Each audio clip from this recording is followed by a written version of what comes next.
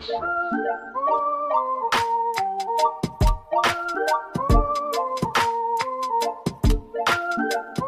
right, so welcome back, everybody. I'm Ethan Bianchi. I'm here with our guest speaker for today, a great coach, a great player in his time.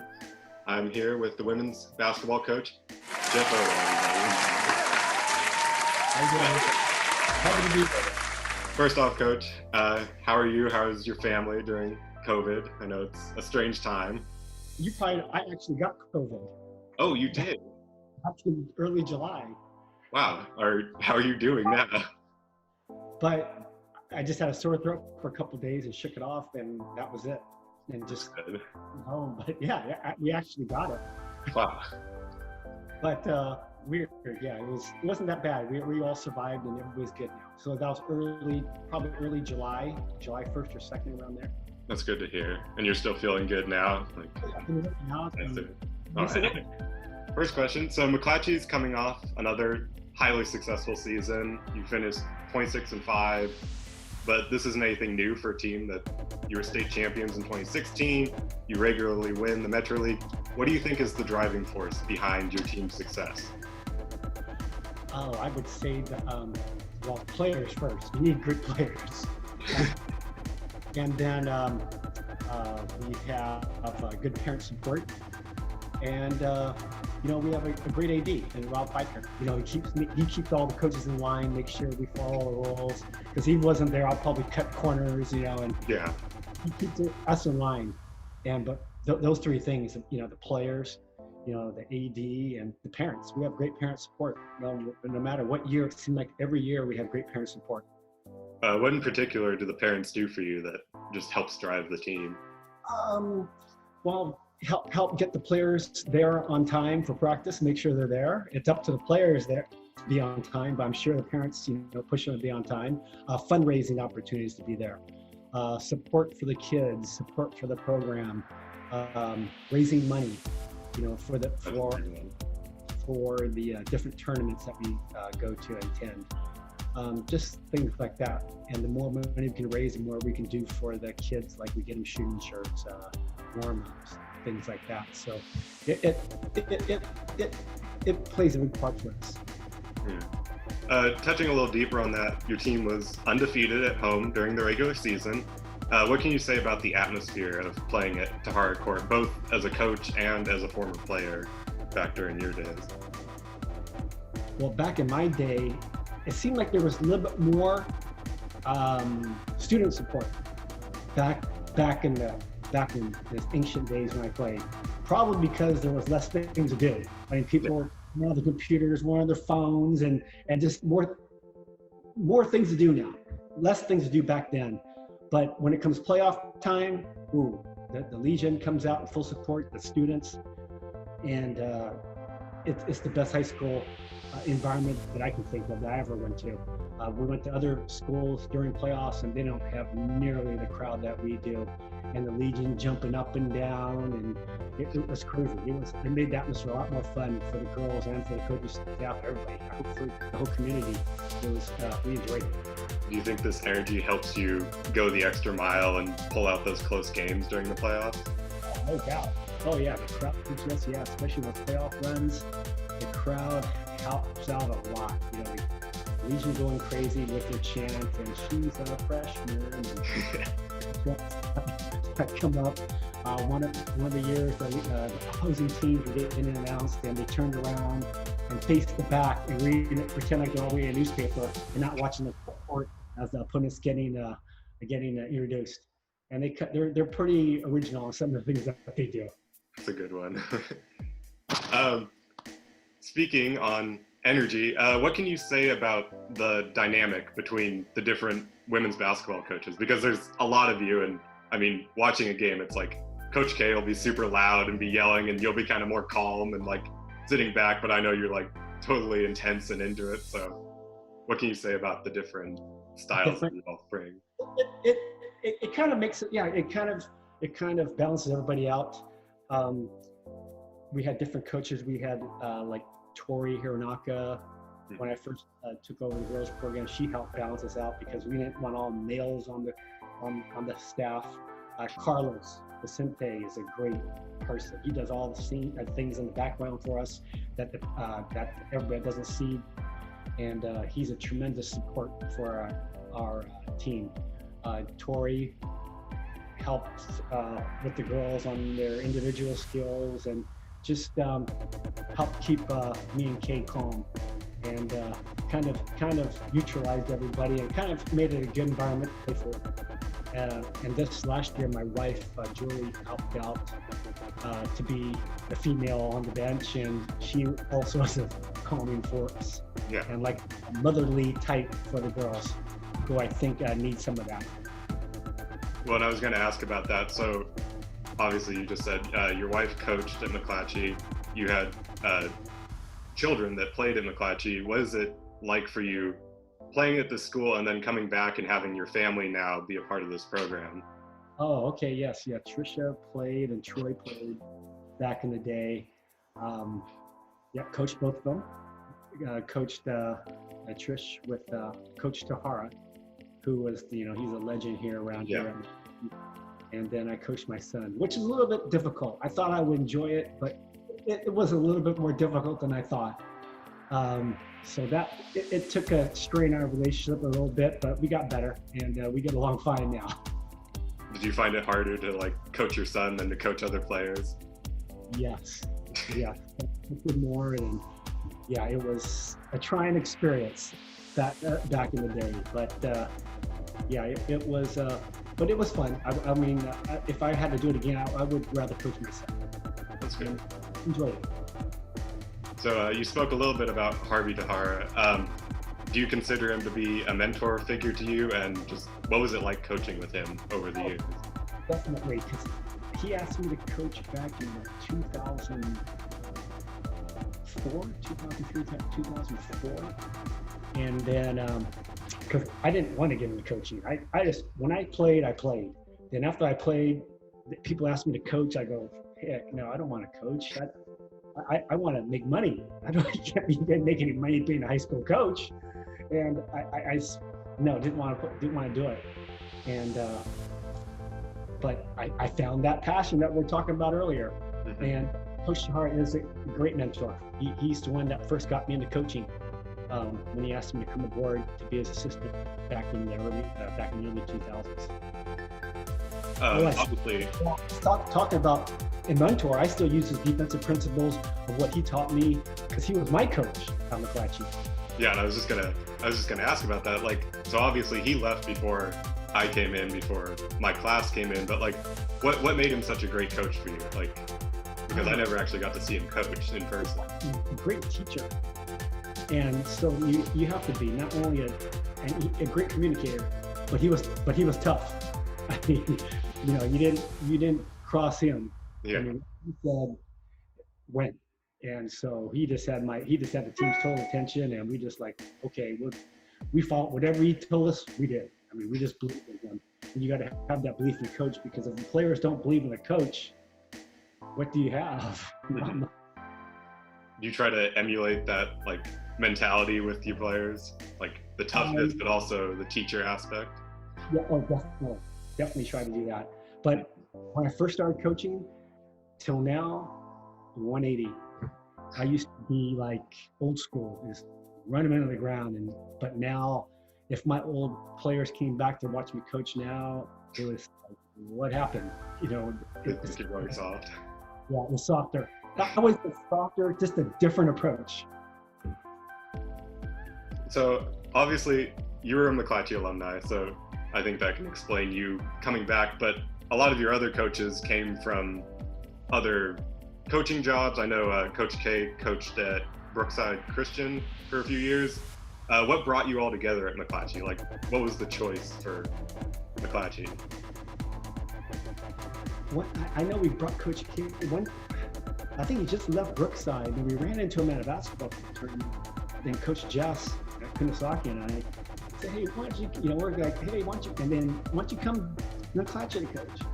And then he kind of thought about that. Somehow we got together, and yeah, he came to McClatchy, and been a tremendous asset for us. He brings the intensity and teaching ball pressure and getting the girls involved. And yeah, he was a great asset for us the last 4 or 5 years. But now this coming year, he's going to move on to Edison. Oh, so, he's leaving this year? Yeah, he's going to go, coach Edison High School this year. So I wish him all the luck over there. Yeah, I was going to ask. Do you think his intensity was needed for those championship runs? Like, do you think the team would have been the same? Yes, it would. Just a different part, different aspect. This brought us all together. Oh, definitely, yes. Mm-hmm. He helped. He was a big part of the championship run. Okay, so going back to your playing days for a little bit, you've been described as one of the greatest shooters in Sacramento region history from your playing days by local writers. Would you agree with this assessment of you? Greatest. I mean, I worked on it very much. I mean, I was very passionate about basketball, and I put a lot of time in there, and it paid off. I mean, I went on to play at Humboldt State, and Humboldt State, I transferred over to San Francisco State for my senior year, and had a great run, and it was fun. I mean, I don't know if I was the greatest shooter, but I shot pretty well. I can hold my own. Okay. Humble, okay. Do you have any good stories from your playing days? I know I've heard a few just playing for you, but do you have any good ones you want to share? No, I mean, no, not really. Okay. Yeah, I don't want to say anything about playing days. No, I'm too old. You don't want to hear those big movies back in the decades ago. What have you missed most about the preseason with COVID going on? Obviously, we can't play this year until much later. So what do you miss about being around your team?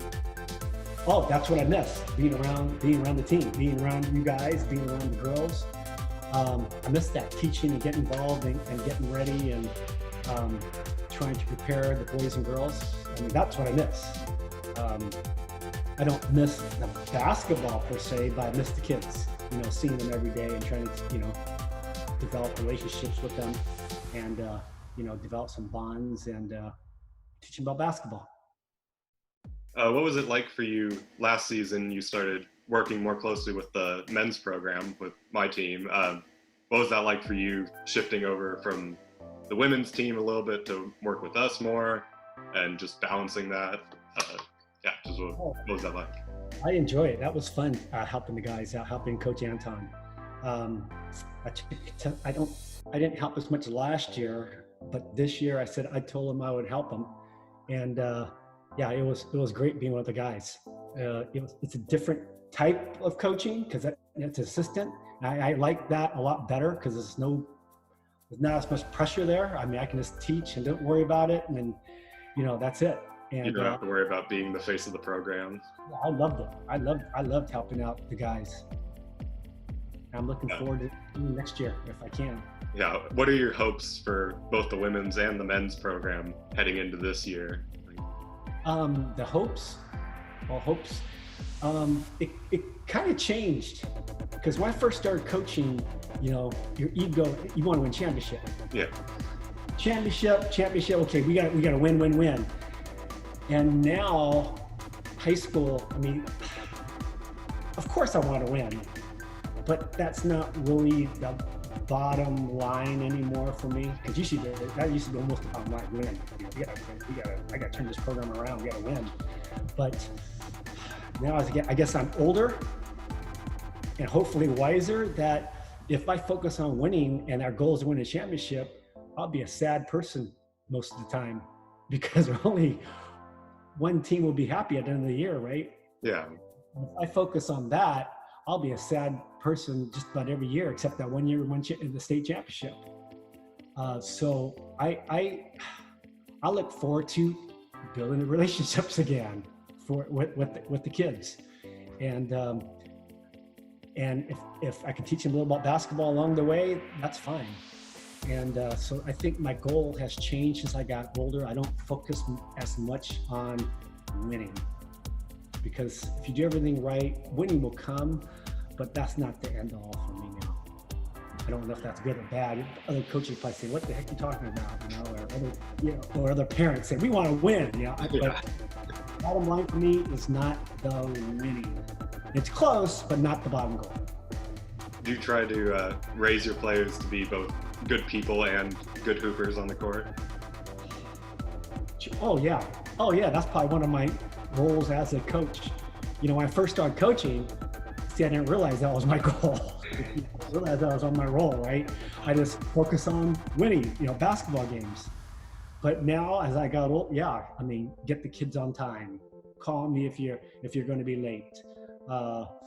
Make sure your homework's done. Make sure you're on time. Little things like that. I do see my role has changed over the years. Do you think basketball teaches you these life skills of time management, leadership, all that good stuff? If the players allow it to.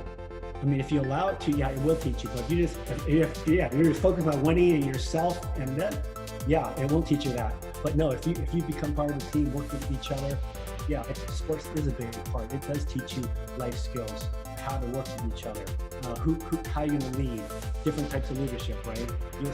As a teammate, hopefully you can see how different leadership works, how different leadership works.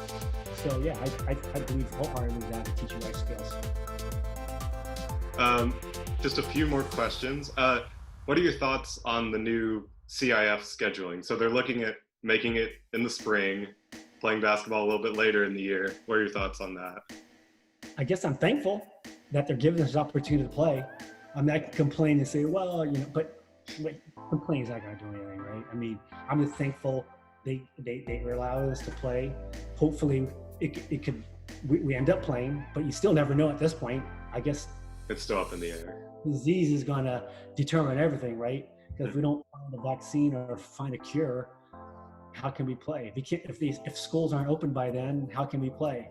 All those things have to happen before sports, I believe. Because if you guys are still out in school and still doing distance learning, how can we play basketball? I mean, if it's not safe to go to school, it's definitely not going to let us play basketball. Yeah, so you wouldn't consider sports to be more important than public safety or anything? No. Yeah. One more question. Do you have any? Well, okay. So I was going to ask you about the NBA bubble season and if you had any predictions for that. But obviously, last night things happened. So now the players are striking in support of civil rights and are going to play now. We finished the playoffs now. I think I got a text saying they are going to finish the playoffs. Okay, they just changed it. Okay, yeah, because when I last checked, it was that they're like shutting down the season for a little bit in support of the players and in the protests and all that. But just what are your thoughts in general on the way that they restructured the season? Do you have any predictions for the finals? Anything along that? I don't really watch pro sports that much. I mean, as much as I love teaching basketball and coaching basketball and used to play basketball, I don't really like to watch a lot of basketball. I like the NBA. It's hard for me to sit and watch an entire basketball game in the NBA, to tell you the truth. I'll watch the last quarter or the last 5 minutes, and maybe maybe we start getting closer to the playoffs, end of the playoffs, maybe the semifinals or the finals, I'll start watching more. But predictions, I would imagine, as much as I hate the Lakers, I would say the Lakers. Because AD and LeBron, it's hard to bet against LeBron, but I know, I feel the same way because I'm like, I don't want to root for them, but it's also like they have such a balanced team, I feel like, this year. Because like they have LeBron and Davis, but then they have like a solid bench, it feels like. So I don't know. Hopefully they don't win it, but I think they're gonna win it. Yeah, unfortunately. All right, so now it's the time for your quote. I know you were working on it a little bit. I don't know if it's a quote or a belief, but I think everybody talks about passion and goals, but that's the hard part, is finding that passion. If you find your passion, you're one lucky person. And I guess that's my quote, because everybody says, work for your passion or find your passion. That's the hardest part. Yeah. Find your passion. And so I would tell, I guess I would tell the kids, find your passion, and whatever it is. But darn, that's the hardest thing to do is find your passion. Because I remember when I was sitting in your place, 18 years old, you know, thank God I went to college, because if I had to find a job and find my passion right after after high school, I would have been like sitting on a homeless street there, just walking around. I didn't have the passion. And after I got my 4-year degree, okay, I'm playing college basketball. Passion, I still didn't find it. My passion was playing. I wasn't going to be an NBA player, so I had to do something. So I got my MBA, got more schooling, went 2 more years of school, then still in search of it. And I kind of finally found it. Luckily, I got into business where I was able to take care of my family and take care of myself now that I was able to pursue my passion of coaching. And so I'm one lucky person. I found it in my older days, my what do you call it, my later years, I guess. I did find it, and here it is, coaching, which I never thought I would do. All right. Thank you so much to Coach Jeff Oda for coming on, for talking with us, sharing some thoughts, talking about passions and coaching and all of that. They'll see you next year, Coach, as coaching women's, coming over and coaching the men's a little bit. Thank you so much for coming on and talking. And yeah, I had a great time. Hey, me too. All right. Take it easy.